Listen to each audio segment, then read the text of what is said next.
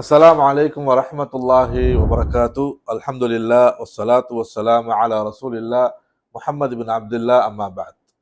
அன்புக்குரிய சகோதரர்களே, அல்லாஹ்வுடைய இறைநேசர்களே, இன்றைய நமது மார்க்க நினைவூட்டலில் அரஃபா நோம்பினுடைய சிறப்பை பற்றி நாம் நினைவுபடுத்த நினைக்கின்றேன். அன்புக்குரிய சகோதரர்களே, அரஃபா நோன்பு என்பது மிக முக்கியமான ஒரு நோன்பாக இருக்கிறது. சுன்னத்தா நோன்புகளில் மிக முக்கியமான நோன்பாகவும், அல்லாஹ்வுடைய தூதர் ஸல்லல்லாஹு அலைஹி வஸல்லம் அவர்கள் இந்த நோன்பை வலியுறுத்தி சொன்ன ஒரு நோன்பாக இருக்கிறது.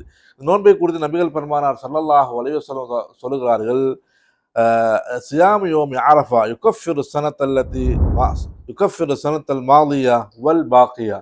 இந்த அரஃபாவுடைய நோன்பு என்பது அதாவது கடந்த வருடத்துடைய பாவங்களையும் எதிர்வரக்கூடிய ஒரு வருடத்துடைய பாவங்களையும் மன்னிக்கப்படக்கூடியதாக இருக்கிறது என்ற செய்தியை அல்லாஹ்வுடைய தூதர் நபிகள் நாயகம் ஸல்லல்லாஹு அலைஹி வஸல்லம் அவர்கள் சொல்லுகிறார்கள். ஆக அன்புக்குரிய சகோதரர்களே, இப்படியான சில நோன்புகளையும் இப்படியான சுன்னத்தா நோன்புகளையும் சில நாட்களையும் அல்லாஹ் தஆலா சிறப்பித்து தந்திருப்பது அல்லாஹ்வுடைய நெருக்கத்தை பெற்றுக்கொள்ள வேண்டும், அல்லாஹ்வுடைய பாவ மன்னிப்பை மக்ஃபிரத்தை பெற்றுக்கொள்ள வேண்டும் என்பதற்காக வேண்டி அல்லாஹ் தன்னுடைய அடியாளர் மேல் கொண்டிருக்கிற அன்பு இரக்கத்தின் காரணமாக இப்படியான வாய்ப்புகளையும் அல்லாஹ் தஆலா தருகிறான். அது பாருங்க, இந்த அரஃபாவுடைய நாள் என்பது அரஃபாவுடைய அந்த தினத்துல அல்லாஹ் இடத்திலே ஒரு மனிதன் கையேந்தி பிரார்த்தனை செய்கின்ற நேரத்துல அல்லாஹ் தஆலா அவருடைய பாவங்களை எல்லாம் தங்கு தடையின்றி மன்னித்து விடுகின்றான். அதே போல் அன்புக்குரிய சகோதரர்களே, அன்றைய நாளில் அதிகமான மக்களை நரகத்தை விட்டு விடுதலை பெறக்கூடிய ஒரு நாளாக அந்த அரஃபாவுடைய நாள் இருக்கிறது.